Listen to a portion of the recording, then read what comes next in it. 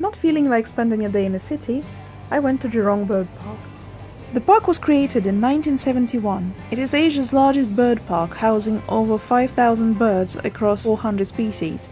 The park takes active part in conservation by breeding some of the critically endangered species of birds and educating public about the ongoing issues and what can be done about them. So these are penguins, and in case you're wondering what are penguins doing in the Alps in the heat of Singapore, these are African penguins. Yep, there are penguins in Africa. There they are.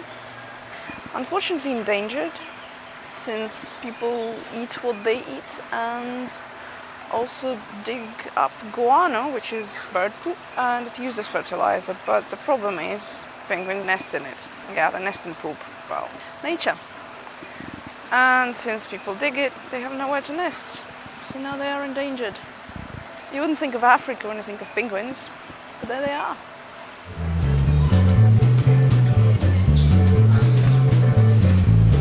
Give me the brunch. No, it's my brunch.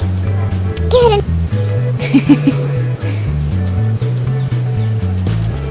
All kinds of ibises. I love ibises, they're funny. And these guys are called spoonbills, and they use their bills to filter things out of water.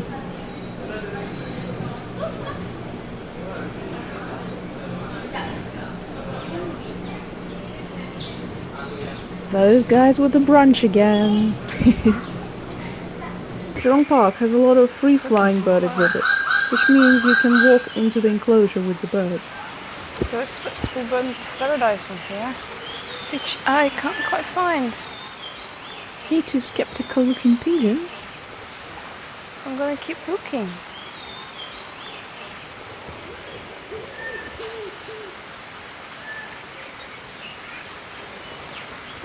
Ah, there you are. He's hiding. See, if you just keep looking, you can always find something interesting. This is a lesser bird of paradise. They can hang upside down if they want to, and eat fruit.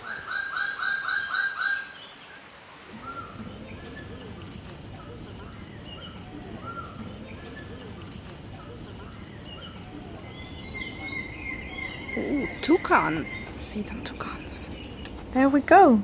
This is the talker toucan, probably the most famous one.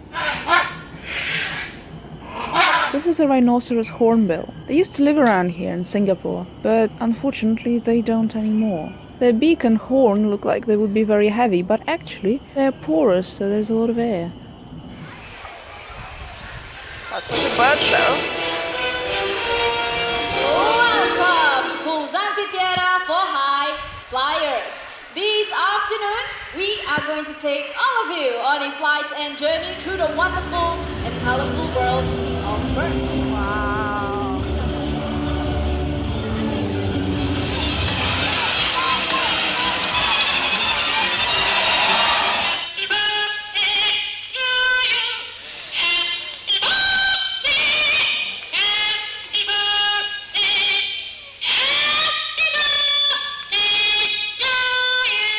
Make the right choice and make a difference. So a bit about the question whether I think zoos are good or bad. I think they're good. Well, I mean, obviously there are good zoos and bad zoos, I guess. But there are many very good zoos. Because, for example, this bird here, there are 50 adult birds in the wild. That's nothing, pretty much extinct. However, zoos have been breeding them and trying to re-release them.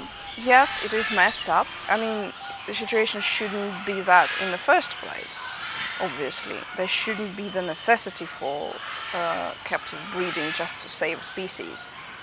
But this is the world we live in. We don't live in an ideal world. So captive breeding is a way to counteract the damage that we are doing to nature, I think. The thing that at some point kind of formed my opinion about it was Gerald Durrell's books. I think what Gerald Durrell has done to conservation is huge, and I actually need to visit his zoo, totally. Jurong Bird Park has some of the largest free-flying aviaries in the world. Like this one, Waterfall Aviary, that takes up 2 hectares.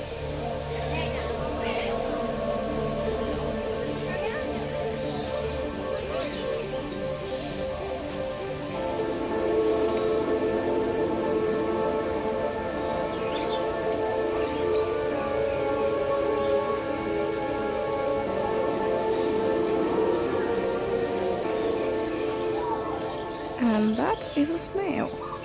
I don't know if it's a blinking snail. Yes, Singapore has blinking snails. So maybe it is a blinking snail.